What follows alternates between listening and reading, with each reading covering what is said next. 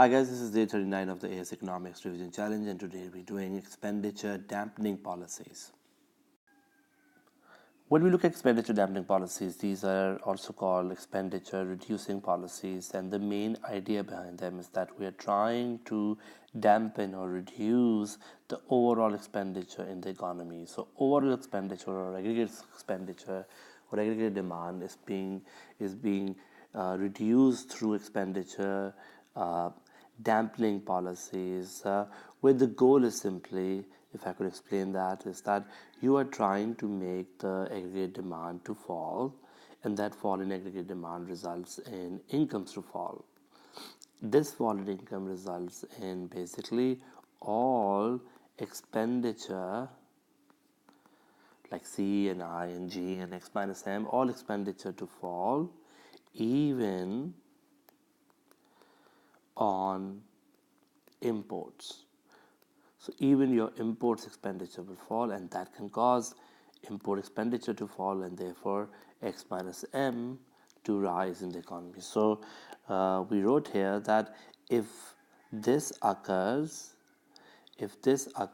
then all expenditure on all goods and services should fall, even on imports, and causing the current account of the country to improve, or current account deficit to improve.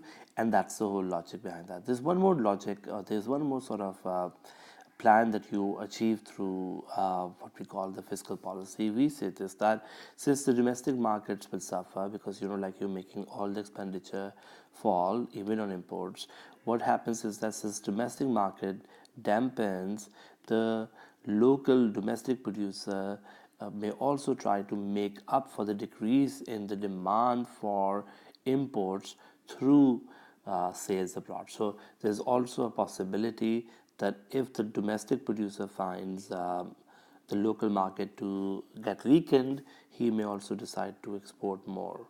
So we are trying to, one, reduce imports, and two, increase exports, and that both these things will result in basically the current account of the country to improve.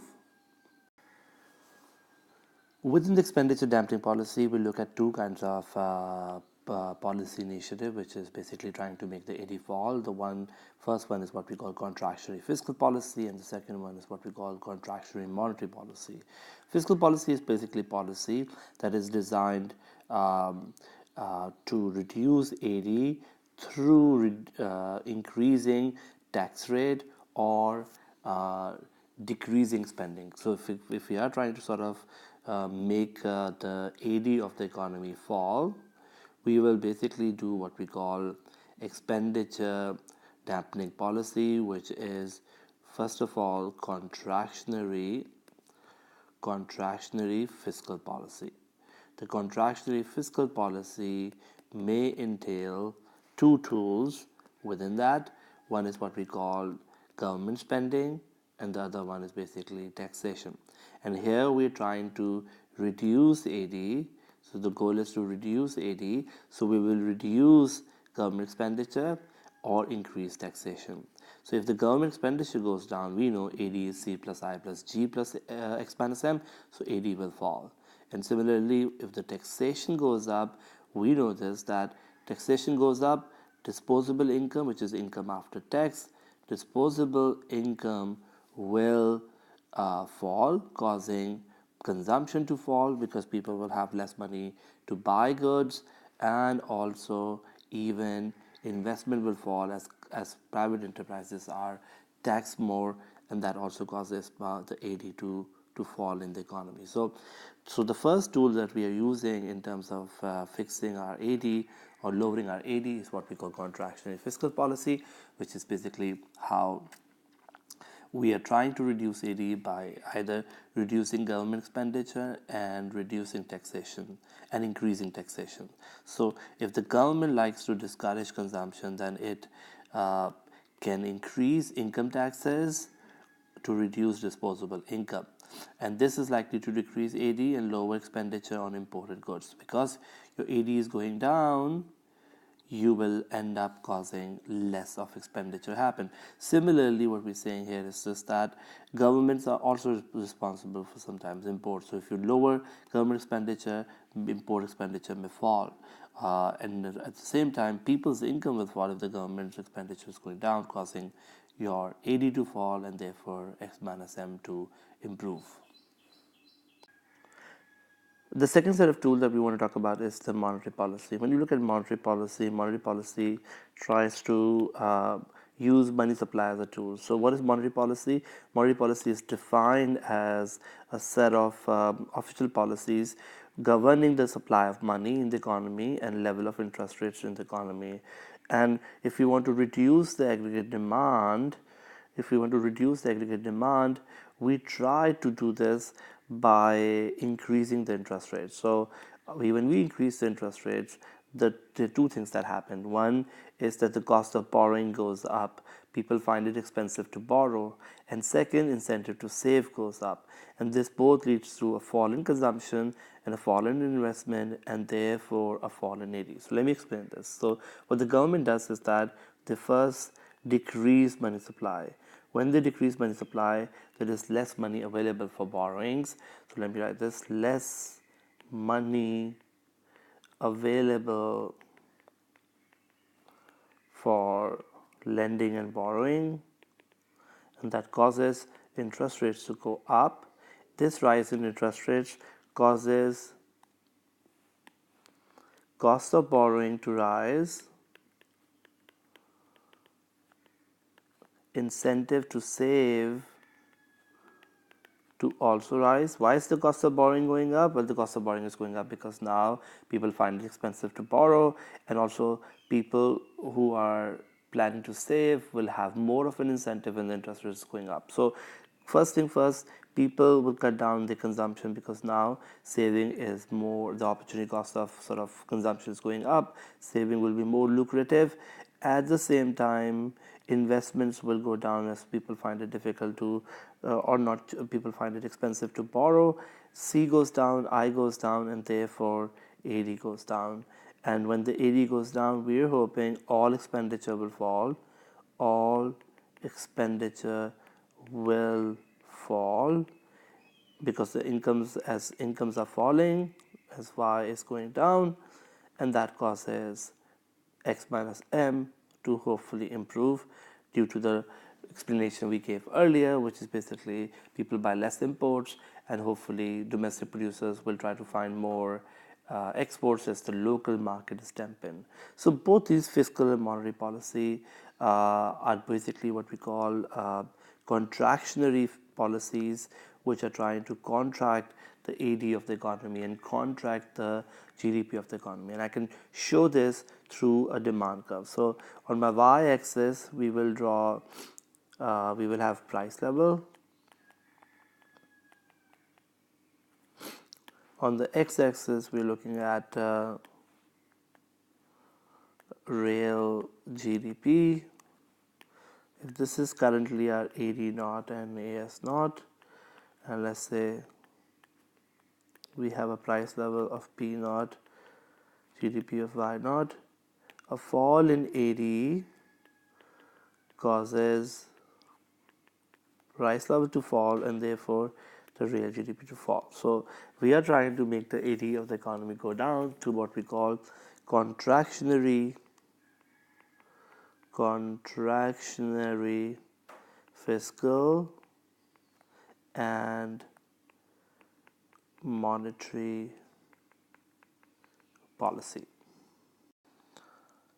Let's now look at some of the valuation of the expenditure dampening policies. So, well, there are some advantages to expenditure dampening policy as well as disadvantages. One, if a country has a very high marginal propensity to import, or MPM as we call it, then a reduction in AD improves the current account significantly. What do we mean by this? Well, simply the idea that some countries have a very high tendency to import. And if these countries which have a high tendency to import, we normally see this, that their income elasticity of demand for imports, YED for imports, is very high. So whenever you see the incomes to go up, you will see imports to go up or demand for imports to go up. Such countries, what we try to do is this, that when we make the AD fall, we make the incomes fall. And therefore, if they have a very high income elasticity of demand for imports, automatically imports will go down because they will have a lower tendency or lower ability to buy imports. So for countries with a high MPM, a high marginal propensity to import, such a policy works really well. The second advantage of expenditure dampening policy is the idea that deflationary policies will put pressure on manufacturers because their sales are dampened, their sales are not happening, domestic market is not so strong, so they will try to reduce costs, and this will lead to more competitive exports, and so exports will increase. So the idea goes this, that if the local market is not does not have a strong demand, the domestic producer will try to reduce costs, and that can basically make them more competitive, causing the exports of the country to go up. So the idea goes this, that if the local market is dampened, you try to sort of cover up or try to sort of make up for it by selling abroad, by being more competitive. So they could be pushed towards becoming more sort of competitive because of expenditure dampening models. Number three is the idea that under a fixed exchange rate, we're now looking at some of the downsides. Under a fixed exchange rate regime, monetary policy is sometimes not used. Why? Because monetary policy is primarily trying to sort of manage the exchange rate of the economy. So under a fixed exchange rate regime, what we say is, under a fixed exchange rate regime, monetary policy cannot be used to fix the current account, as exchange rate is managed through interest rates. Just a quick reminder, when you increase, remember, the interest rates, you are trying to sort of make the hot money sort of flow in. And when the hot money flows in, the exchange rate improves in an economy, and that improvement in exchange rate is basically what the goal of the government could be. So the idea goes is that a fixed exchange rate regime, normally we do not use interest rate as a tool to manage AD, as that AD is managing the exchange rate to start off with. Last important criticism of expenditure dampening policy is the idea that expenditure dampening policies conflict with other macroeconomic objectives. So when you are making the AD fall through expenditure dampening policy, you also cause GDP to fall, which means lower economic growth, but also it results in unemployment to go up when you are making the AD go down.